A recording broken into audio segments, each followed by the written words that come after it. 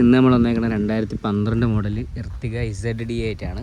അപ്പോൾ ഇതിൻ്റെ അകത്ത് കാണുന്ന ഈ ബേക്ക് ബമ്പറിലെ വർക്ക് അതെല്ലാം ഫുള്ള് ക്ലീനാക്കി പുതിയത് കണക്കാക്കിയായിരിക്കും തരണത്.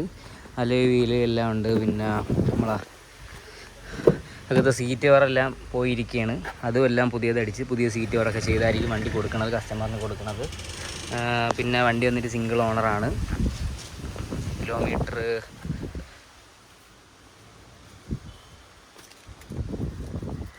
ടയറും എല്ലാ ടയറും ഉണ്ട്. കിലോമീറ്റർ വന്നിട്ട് 160 വണ്ടിക്ക് വേറെ ഓയിലടിയോ പുകയോ കാര്യങ്ങളൊന്നുമില്ല.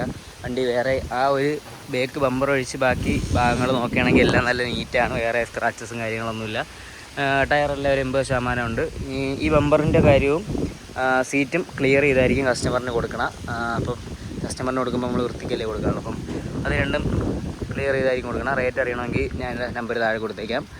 അപ്പം അതിൽ വിളിച്ചാൽ മതി. ZD ആയതുകൊണ്ട് തന്നെ എയർ ബാഗ്, സെൻറ്റർ AC എല്ലാം വരുന്നുണ്ട്. സെൻറ്റർ AC എല്ലാം വർക്കിംഗ് ആണ്. അപ്പം അടുത്തൊരു വണ്ടിയായിട്ട് അടുത്ത വീഡിയോ കാണാം. Okay bye.